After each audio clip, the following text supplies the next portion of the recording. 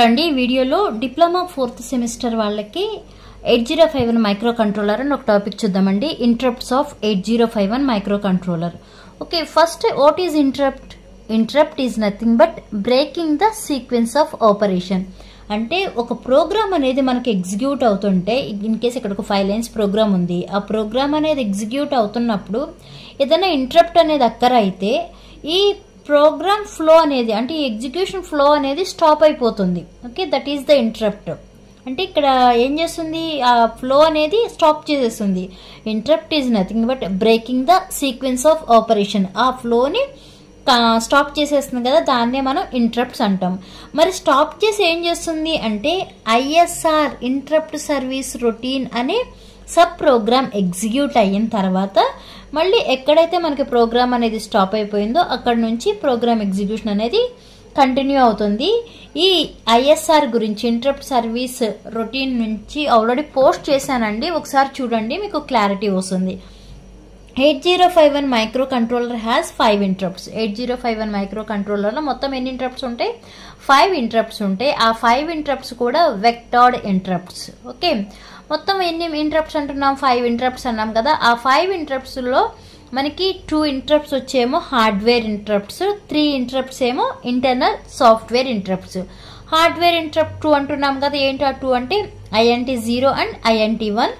అలానే 3 software interrupts అన్నాం కదా. ఆ 3 సాఫ్ట్వేర్ ఇంటరప్ట్స్ వచ్చి 2, దానిలో 2 నేమో టైమర్ ఓవర్ఫ్లో ఇంటరప్ట్స్, అవి వచ్చి TF0 అండ్ TF1. 1 ఇంటరప్ట్ వచ్చేమో serial communication internal interrupt. Okay, ఈ కమ్యూనికేషన్ అనగానే ఏమొస్తుంది మనకి? ట్రాన్స్మిటింగ్ అండ్ రిసీవింగ్ కదా. అంటే this interrupt is belongs to the receive and transmit. These are the 5 interrupts of 8051 micro controller.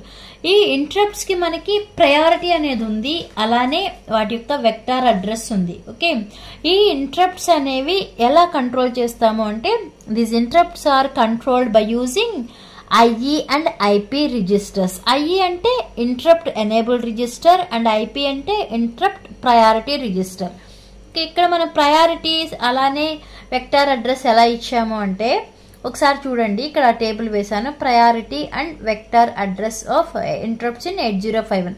మొత్తం 5 ఇంటరప్ట్స్ అన్నాం కదా. 5 ఇంటరప్ట్స్ అండ్ INT0, INT1 ఏమో ఎక్స్టర్నల్ హార్డ్వేర్ ఇంటరప్ట్స్. ఈ TF0, TF1 ఏమో ఇంటర్నల్ సాఫ్ట్వేర్ ఇంటరప్ట్స్. నెక్స్ట్ 1 వచ్చేమో serial అంటే communication అంటే transmitting and receiving కదా, అందుకే RIRTA అని పెట్టాను. మరి ఈ ప్రయారిటీ అనేది ఏమి ఇచ్చాము? ఎక్స్టర్నల్ హార్డ్వేర్ ఇంటరప్ట్స్కి INT0కి ఫస్ట్ ప్రయారిటీ ఇచ్చాము, INT1కి ఏమో థర్డ్ ప్రయారిటీ ఇచ్చాము. అలానే TF0కి ఏమో సెకండ్ ప్రయారిటీ ఇచ్చాము, TF1కి ఏమో 4th ప్రయారిటీ ఇచ్చాము. ఈ సీరియల్ కమ్యూనికేషన్కి లాస్ట్ 5th ప్రయారిటీ ఇచ్చాము. అలానే ఇక్కడ వెక్టార్ అడ్రస్లు ఇచ్చాము కదా. ఈ వెక్టార్ అడ్రస్ అనేవి ప్రీ డిఫైన్డ్ అండి, ఇప్పటికిప్పుడు మనం చేసినవి ఏం కాదు. ఆల్రెడీ ఈ ఎక్స్టర్నల్ హార్డ్వేర్ ఇంటరప్ట్స్కి అలానే ఇంటర్నల్ ఇంటరప్ట్స్ సాఫ్ట్వేర్ ఇంటరప్ట్స్ కూడా ప్రీ డిఫైన్డ్ అంటే ముందే డిఫైన్ చేసి ఉన్న వెక్టార్ అడ్రస్లు ఇవి. ఓకే, మరి ప్రయారిటీ అనేది ఇక్కడ ఇచ్చాము కదా. ఈ INT0కి ఫస్ట్ ప్రయారిటీ అనేది ఎలా ఇచ్చాము అంటే ఒకసారి ఇక్కడ చూడండి, ఇది మీకు ఇంటరప్ట్ ఎనేబుల్ రిజిస్టర్. ఈ ఇంటరప్ట్ ఎనేబుల్ రిజిస్టర్ని బట్టి మనం ప్రయారిటీ ఇచ్చాం. ఇది మనకి 8-bit రిజిస్టర్ కదా. 1 నుంచి 8 అని తీసుకున్నాను, లేదంటే మీరు 0 to 7 తీసుకుంటే ఇక్కడ మన ప్రయారిటీ అనేది 1 నుంచి ఇచ్చాం కాబట్టి 1, 2, 3, 4 అని ఎలా వేశాను. ఇక్కడ చూసుకుంటే మనకి ఈ EA అనేది ఏంటి అంటే ఇంటరప్ట్ ఎనేబుల్ అనమాట. Okay, interrupt enable bit. ఈ ఇంటరప్ట్ ఎనేబుల్ బిట్ అనేది 0 అయితే ఇక్కడ మనకున్న ఇంటరప్ట్స్ అన్నీ కూడా డిజేబుల్ అయిపోతాయి. అదే ఈ ఇంటరప్ట్ ఎనేబుల్ బిట్ అనేది EA = 1 అయితే ఇంటరప్ట్స్ అన్నీ కూడా ఎనేబుల్ అవుతాయి. ఓకేనా?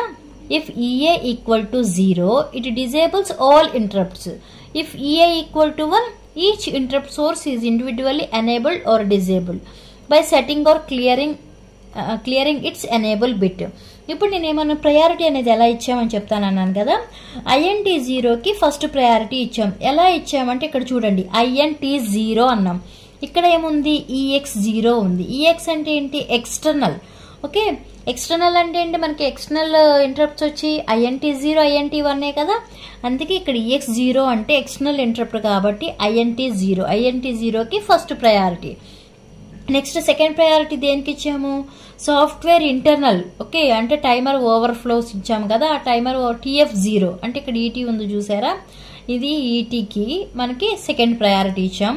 నెక్స్ట్ EX1 అంటే ఏంటి, ఎక్స్టర్నల్ హార్డ్వేర్ ఇంటరప్ట్. అంటే ఇది ఆల్రెడీ మనకి INT0 వచ్చేసింది. నెక్స్ట్ ఏంటి INT1, ఈ INT1కి థర్డ్ ప్రయారిటీ ఇచ్చాము. నెక్స్ట్ ET1, ఇక్కడ మనకి ET0కి అంటే TF0కి సెకండ్ ప్రయారిటీ ఇచ్చామంటే రిమైనింగ్ ఇక్కడ ఉన్నది ఏంటి ET1 అంటే ఇది నథింగ్ బట్ TF1 అంటే ఫోర్త్ ప్రయారిటీయే కదా.